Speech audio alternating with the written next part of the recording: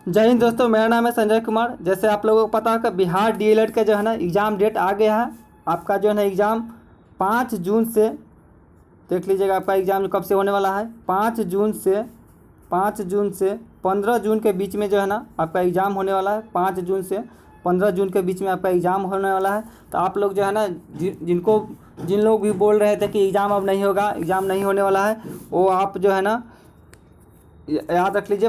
Exam जो है ना 5 जून से 15 जून के बीच में आपका होने वाला है। और एडमिट कार्ड जो है ना आपका 27 मई को जो है ना एडमिट कार्ड आपका अपलोड हो जाएगा, देख लीजिएगा। और बढ़िया से और अच्छे से तैयारी कीजिए। तब तक जो है ना आप जो डेली जो आपको विज्ञान, साइंस का और जीके का डेली क्वेश्चन जो है ना 20-20 नंबर के जो क्वेश्चन है आपको डेली आपको हमारे चैनल पर अपलोड होते रहेंगे। जो आपको मोस्ट इंपॉर्टेंट क्वेश्चन होंगे जो हमेशा आपको एग्ज़ाम में आएंगे, वो सब क्वेश्चन जो है ना हम अपने वीडियो पर डालते रहेंगे। आप मेरे चैनल को सब्सक्राइब कर लीजिए ताकि जो भी क्वेश्चन डाले आपको आपके इसके माध्यम से आप तक पहुंच जाए। तो चलिए स्टार्ट करते हैं आज का क्वेश्चन साइंस का। जो प्रीवियस ईयर क्वेश्चन है, जो पिछले साल जो क्वेश्चन पूछे गए हैं वो क्वेश्चन अभी हम डिस्कस करने हैं। इसके बाद जो है ना आगे जो है ना डेली जो 2 वीडियो जो आपको मिलते रहेंगे, एक साइंस का और एक जीके का, जो बहुत ही हेल्पफुल होने वाले हैं आपको एग्जाम के लिए। तो चलिए स्टार्ट करते हैं आज का क्वेश्चन मेरा। देखिए आज का क्वेश्चन क्या है। बाहरी कान कहलाता है, बाहरी जो कान है, कान का जो बाहरी हिस्सा है उसको क्या कहते हैं? तो उसको बोलते हैं कर्ण पल्लव। क्या बोलते हैं इसको? कर्ण पल्लव, जिसको बोलते हैं पिन्ना।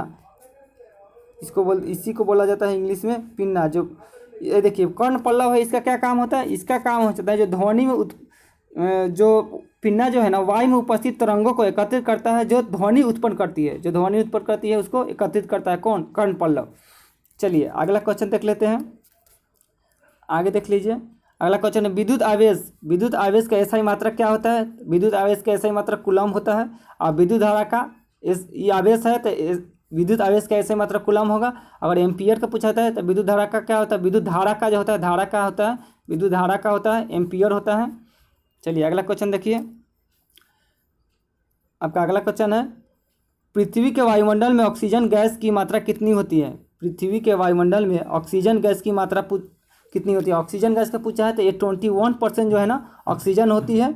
और नाइट्रोजन की बात करें तो नाइट्रोजन जो है ना आपका 78% होता है। कितना होता है? 78% जो है ना नाइट्रोजन होता है। और कार्बन डाइऑक्साइड का बात करें, CO2 का बात करें तो 0.003% जो है ना कार्बन डाइऑक्साइड होता है। ये बहुत इंपॉर्टेंट है, आप लोग याद कर लीजिएगा। चलिए अगला क्वेश्चन देखिए।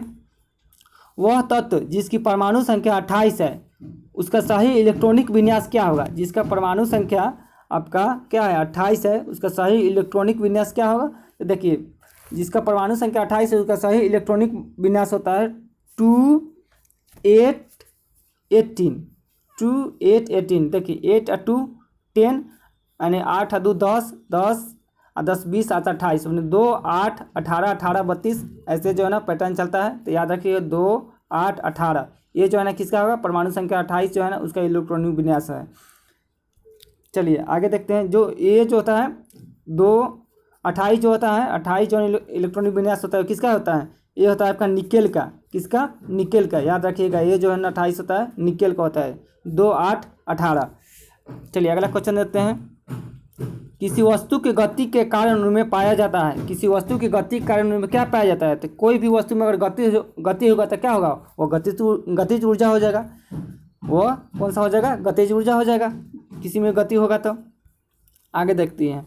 अगला क्वेश्चन प्रकाश के परिवर्तन के कितने नियम हैं? प्रकाश के परिवर्तन के कितने नियम हैं? 4 ऑप्शन दिए गए हैं, आप लोग बताइए प्रकाश के परिवर्तन के कितने नियम हैं? तो देखिए प्रकाश के परिवर्तन के 2 नियम हैं। कितने नियम हैं? 2 नियम हैं। एक देखिए, एक पहला होता है आपतन कोण परावर्तन कोण के बराबर होता है।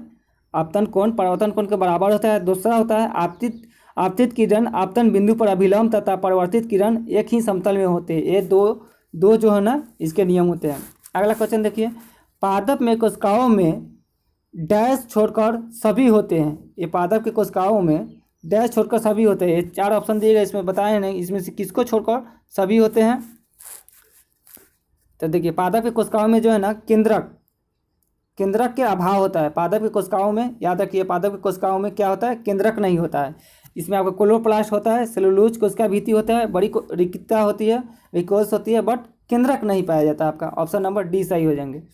आगे क्वेश्चन देखिए, वायुमंडल का CO2 किस प्रक्रिया द्वारा पत्ती में प्रवेश करती है? वायुमंडल में जो CO2 कार्बन डाइऑक्साइड है किस प्रक्रिया द्वारा पत्ती में प्रवेश करती है? मानिए इसको बताना है, 4 ऑप्शन देंगे, प्रासरण, अंतःशोषण, विसरण, सक्रिय परिवहन। इसमें जो है ना किसके माध्यम से जो है ना CO2 प्रक्रिया द्वारा पत्ती में प्रवेश करती है, बताइए इसको।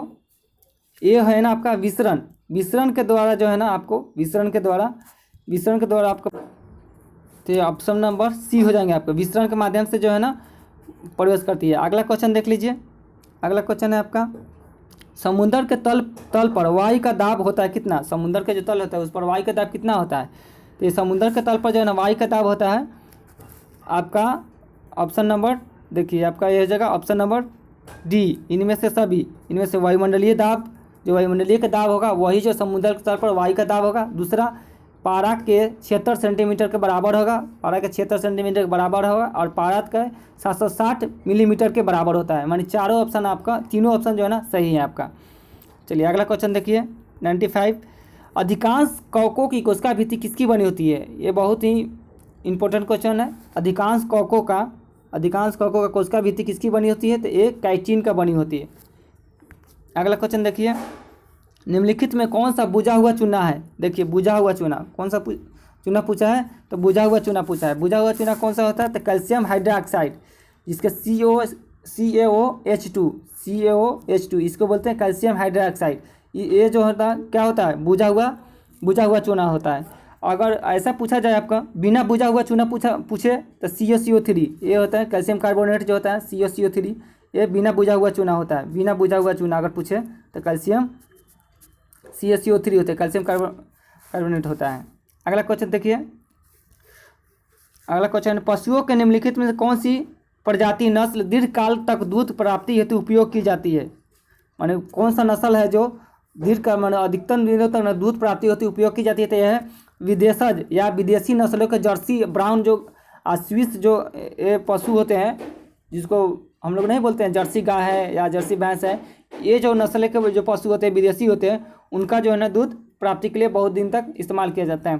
देखिए जो भी हम क्वेश्चन आपको बताएंगे बिल्कुल आपको 100% एक क्वेश्चन आपको एग्जाम में आने की प्रबल संभावना रहेगी, और ऐसे ही हम कोई क्वेश्चन नहीं बताएंगे फालतू का क्वेश्चन, जो इंपॉर्टेंट है वही क्वेश्चन बताएंगे। ये क्वेश्चन जो बता रहे हैं पिछले साल जो है ना आपके एग्जाम में आए हुए हैं, इसी का एग्जाम में बिहार डीएलएड के एग्जाम में पिछले साल पूछा हुआ है, इसलिए एक बार इसको चर्चा कर दिए हैं ताकि आपको पैटर्न मालूम चल जाए कि किस ढंग से आपको आपको जो है ना बिहार डीएलएड एग्जाम जो है ना लेती है और कैसा क्वेश्चन आते हैं। फिर अगला वीडियो जो है ना आपको जल्द ही जीके का अपलोड होगा, तब मेरे चैनल को जरूर सब्सक्राइब कर लीजिएगा। चैनल आप लोग सब्सक्राइब कीजिएगा तो हमको भी मन लगेगा आपको अच्छी से क्वेश्चन कंटेंट लाने में। तब तक के लिए मेरे चैनल को सब्सक्राइब जरूर कर लीजिएगा। चलिए आगे देखते हैं। अगला क्वेश्चन देखिए, अगला क्वेश्चन है प्रवृत्ति धारा प्राप्त करने के लिए प्रयुक्त उपकरण का नाम क्या है? प्रवृत्ति धारा, ये देखिए ये क्या है आपका, प्रवृत्ति धारा को प्राप्त करने के लिए प्रयुक्त उपकरण का नाम पूछा है, यानी एससी को प्राप्त करने के लिए, एससी होता है प्रवृत्ति धारा होता है, इसी को प्राप्त करने के लिए किसका कौन सा उपकरण का प्रयोग होगा? तो ये होगा डायनोमो। डायनोमो याद होगा आपको, डायनोमो यांत्रिक ऊर्जा से विद्युत ऊर्जा में कन्वर्ट करती है, तो यानी विद्युत ऊर्जा यानी एस प्रवृत्ति धारा एसी में, तो ये डायनोमो जो है ना यांत्रिक ऊर्जा से विद्युत ऊर्जा में कन्वर्ट करेगा। अगला क्वेश्चन देख लीजिए। अगला क्वेश्चन है जब एथेनॉल सोडियम के साथ अभिक्रिया करता है तो निम्नलिखित में से कौन सी गैस निकलती है? जब एथेनॉल सोडियम के साथ अभिक्रिया करती है तो कौन सा गैस निकलती है? तो ये होगा H2 गैस निकलती है। कौन सा गैस? H2 gas. अगला क्वेश्चन देख लीजिए, क्रेब्स चक्र का एक उदाहरण क्रेब्स चक्र का एक महत्वपूर्ण उत्पाद जो एटीपी संश्लेषण करता है कौन सा है? क्रेब्स चक्र का एक महत्वपूर्ण उत्पाद जो एटीपी संश्लेषण करता है वह कौन सा है? वह है NADH। कौन सा है? NADH है। अगला क्वेश्चन देख लेते हैं, क्लोरोप्लास्ट थाइलाकोइड्स किस रूप में होते हैं? ये आपका क्लोरोप्लास्ट थाइलाकोइड्स किस रूप में होते हैं आपको बताना है। 4 ऑप्शन दिए गए, आपको बताना है किस रूप में होते हैं। तो ये जो होते हैं ना आपको किस रूप में होते हैं? ये आपको स्टैंड डिस्क के रूप में होते हैं। सॉरी देख लीजिएगा आपको, इसका आंसर जो है ना क्लोरोप्लास्ट जो है ना क्लाइड्स किस रूप में होते हैं? तो ये आपस में जुड़ी हुई थैली के अनुसार होते हैं, आपस में जुड़ी हुई थैली के अनुसार होते हैं। ऑप्शन नंबर ए हो जाएगा 101 का। अगला क्वेश्चन देख लीजिए, एड्स एक घातक बीमारी है जो डैश द्वारा होती है। एड्स जो है ना किसके द्वारा होती है? एड्स जो है ना आपको एक घातक बीमारी है जो किसके द्वारा होती है? देखिए 4 ऑप्शन दिए गए, तो ये आपको वायरस द्वारा होता है, विषाणु द्वारा होता है। किसके द्वारा? वायरस, विषाणु द्वारा होता है। एच आप देख लीजिए, एड्स है, तो एड्स का फुल फॉर्म क्या होता है? Acquired immuno deficiency syndrome. और HIV का फुल फॉर्म होता है human immuno deficiency virus. Human immuno deficiency virus HIV का फुल फॉर्म है। अगला देख लीजिए क्वेश्चन, 8 त्रिज्या वाले वृत्तीय पथ क्या है? 8 त्रिज्या वाले वृत्तीय पथ पर गति करने वाले कण का विस्थापन अर्धवृत्त की दूरी तय करने के पश्चात होगा क्या? जैसे आपका अर्ध दूरी तय करने के पश्चात क्या होगा? जैसे आपका देखिए ये आपका वृत्त हो गया, ये आपका क्या होगा? अर्धवृत्त होगा, अर्धवृत्त हो गया। ये कह रहा है 8 वृत्त वाले वृत्तीय पथ की गति करने वाले कण विस्थापन अर्धवृत्त की दूरी तय करने के पश्चात क्या होगा? तो ये आपको जो है ना डी के यहाँ से यहाँ जो दूरी करता है तो ये किसके बराबर रहता है? डी के बराबर रहता है, यानी व्यास के बराबर रहता है डी, यानी बोले तो 2r किसके बराबर हो जाएगा? 2r के बराबर हो जाएगा। ऑप्शन नंबर आपका डी। आगे देख लीजिएगा, परमाणु विद्युत उदासीन होता है क्यों परमाणु जो है ना विद्युत उदासीन होता है क्योंकि इसमें उदासीन होता है, पूछा है उदासीन होता है। ये देखिए उदासीन होता है क्यों?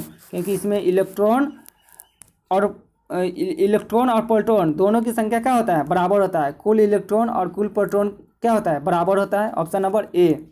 अगला क्वेश्चन देख लीजिएगा, झरिया किस वस्तु उत्पाद के लिए जाना जाता है? झरिया जो है ना किस वस्तु उत्पाद के लिए जाना जाता है? तो देखिए झरिया जो है ना आपका झरिया कोयला के लिए सबसे ज़्यादा फेमस है। ये आपका झारखंड में है झरिया, जो कोयला के लिए फेमस है। तो ये आपका जो 20 जो है ना क्वेश्चन आपका साइंस का कंप्लीट हो चुका है। और आप लोग बताइएगा कैसा लगा क्वेश्चन। थोड़ा साइंस का क्वेश्चन थोड़ा हार्ड है, इसलिए क्वेश्चन थोड़ा बढ़िया से प्रैक्टिस कीजिएगा। और जो भी क्वेश्चन बनेंगे आपको एग्जाम से रिलेटेड हम अपने वीडियो के माध्यम से आप तक पहुंचाते रहेंगे। तब तक मेरे चैनल को जरूर सब्सक्राइब कर लीजिएगा। जय हिंद, जय भारत।